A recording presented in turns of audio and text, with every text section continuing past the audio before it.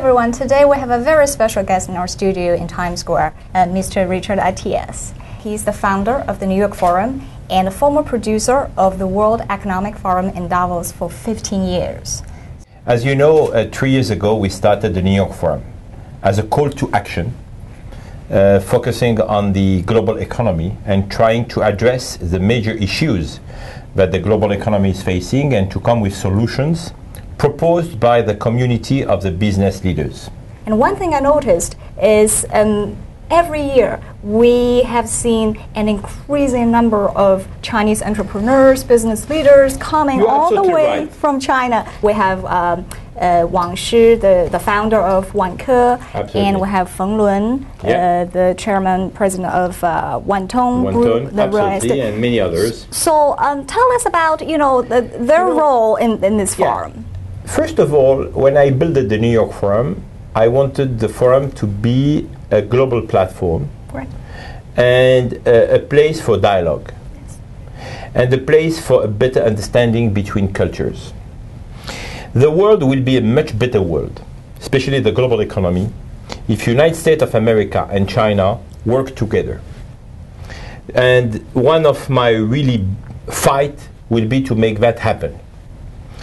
Because I know quite well your country, China. I was very privileged to be in the country. My first trip was in 1985. What I like with China is that people say what they will do and they do what they say. So really, and as a civil engineer, working with people who are really doers is something which I like very much.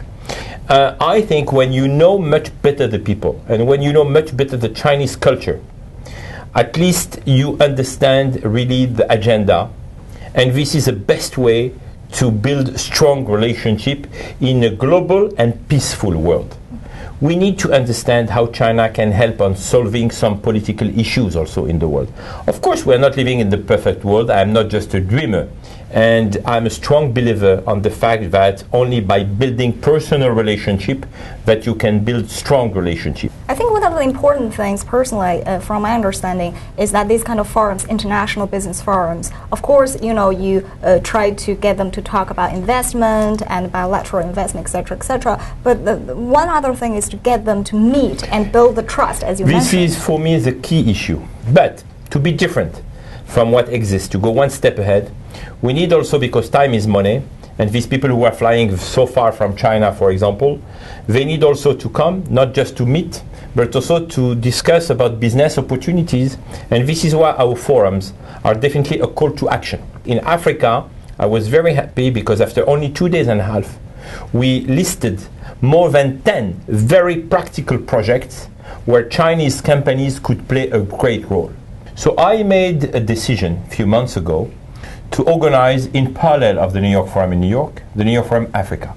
We spent a few days in Gabon, and we were very happy to have more than 600 participants, including, as the largest delegation, a Chinese delegation.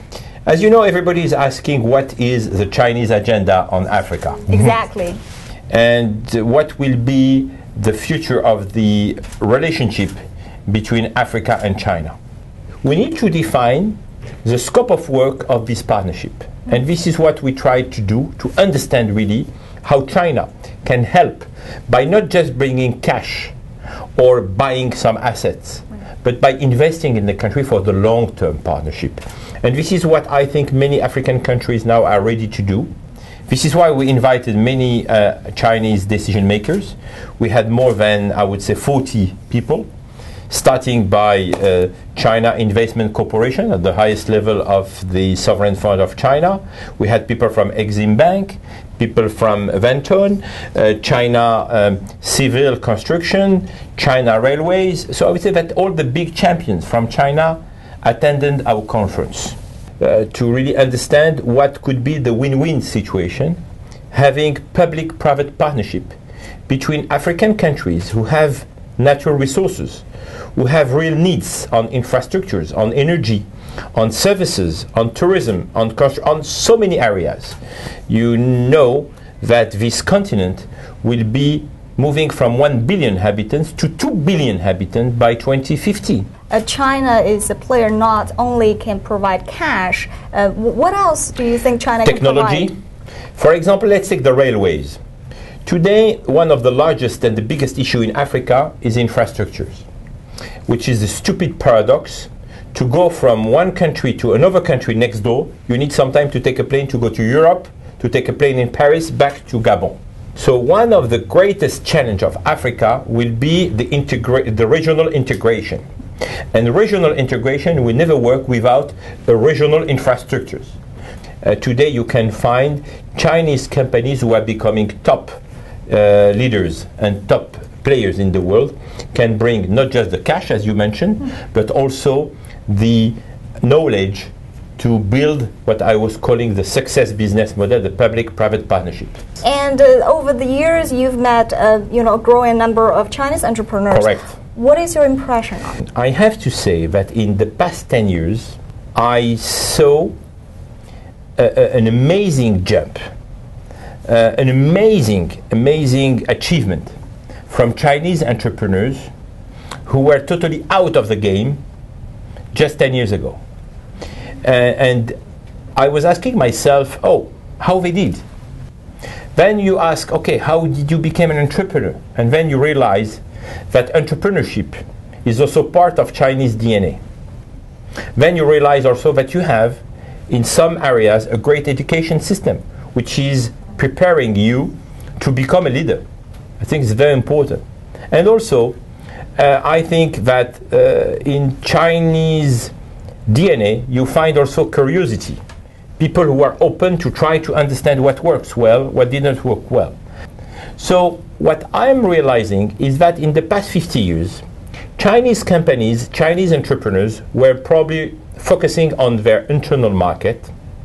They did great things in China for China, and now they are ready to do that outside of China. I think now we have to define and to design platforms which are really a catalyst for better understanding, a catalyst for business opportunities, and a catalyst to build, I would say, a community which will have a great influence in the business and in the global economy. Right. I think it's very important, and this is what we're trying to achieve with the New York Forums.